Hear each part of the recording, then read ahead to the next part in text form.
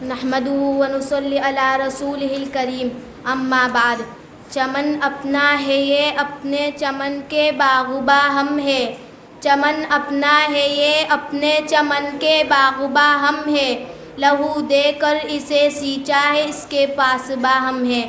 صدر باوقار، حکم صاحبان اور سامعین کرام، میری تقریر کا محور ہے آزادی و حب الوطنی کا اسلامی تصور اور ہندوستان کی آزادی میں مسلمانوں کا کردار۔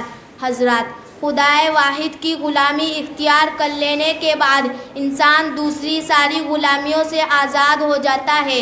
حضرت محمد مصطفیٰ صلی اللہ علیہ وسلم کی تشریف آوری کا ایک اہم مقصد پوری انسانیت کو انسانوں کی زنجیر غلامی سے نجات دلانا تھا۔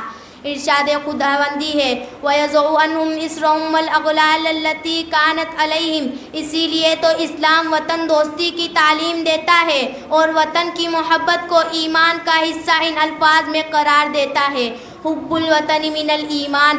غور فرمائیے، حضرت محمد مصطفیٰ صلی اللہ علیہ وسلم کا وطن مکہ مکرمہ اور مدینہ منورہ تھا۔ آپ صلی اللہ علیہ وسلم مکہ مکرمہ سے اپنی والہانہ محبت کا اظہار ان الفاظ میں کرتے تھے، ما اطیبک من بلد وما احبک الی۔ تو کتنا پاکیزہ شہر ہے اور مجھے کتنا محبوب ہے۔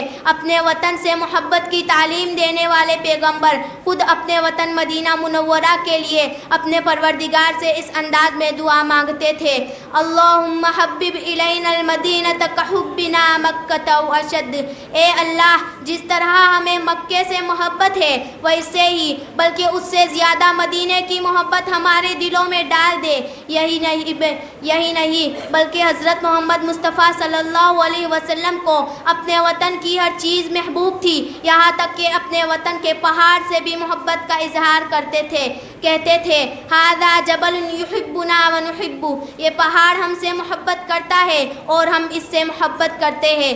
ذرا تصور کیجئے کہ جس نبی کو اپنے وطن کے پہاڑ سے بھی اتنی محبت ہو، اس نبی کے امتی حب الوطنی سے کیسے عاری و خالی ہو سکتے ہیں؟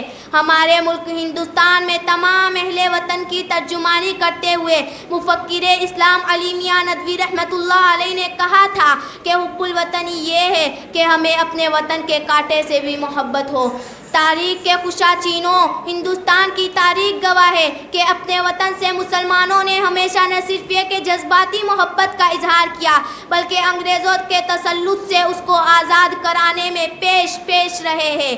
اس ملک میں مسلمانوں کی جدوجہد، آزادی، صبر آزما لمحات کی کہانی ہے، جس کو پھیلائے تو آزاد ہندوستان، سمیٹے تو کتب خانے، پڑھے تو نوشتے، لکھے تو صحیفے، بکھرے تو دارالرسم کے افسانے اور دل میں اتارے تو آزادی کے ترانے بنتے ہیں اور ہم فخر سے کہنے لگتے ہیں سارے جہاں سے اچھا ہندوستاں ہمارا، ہم بلبلے اس کی یہ گلستاں ہمارا۔ مادر وطن کے جگر پارو، اس ملک کی آزادی کے لیے جن مجاہدوں نے گولیاں کھائی، جیل کی صعوبتیں برداشت کی، مسکراتے ہوئے پھانسی کا پھندا گلے میں ڈالا، ان مجاہدین میں ہندو مسلم سب شریک تھے۔ اگر ہندو کی کوشش کا وطن کے رخ پہ غازہ ہے، اگر ہندو کی کوشش کا وطن کے رخ پہ غازہ ہے، مسلمان کے لہو سے بھی وطن کا باغ تازہ ہے۔ برادران وطن، اس ملک کی آزادی میں مسلمانوں کی قربانی کا عرصہ کم و بیش 3 صدیوں کے برابر ہے۔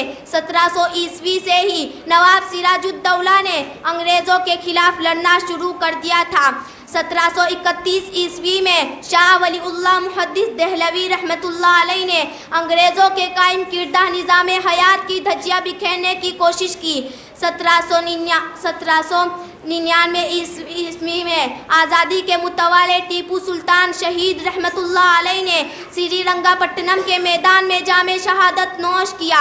ان کی نعش کو دیکھ کر فاتح انگریز نے یہ اعلان کیا تھا کہ آج سے ہندوستان ہمارا ہے۔ 1803 عیسوی میں ایسٹ انڈیا کمپنی کے قیام کے بعد یہ اعلان ہو گیا تھا کہ خلق خدا کی ملک بادشاہ سلامت کا، حکم کمپنی بہادر کا۔ اس اعلان کے بعد امام حریت شاہ عبدالعزیز رحمۃ اللہ علیہ نے انگریزوں کے خلاف جہاد کا فتویٰ دیتے ہوئے فرمایا تھا کہ آج سے ہمارا ملک غلام ہو گیا ہے اور حصول آزادی کے لیے جدوجہد کرنا ہمارا فریضہ ہے۔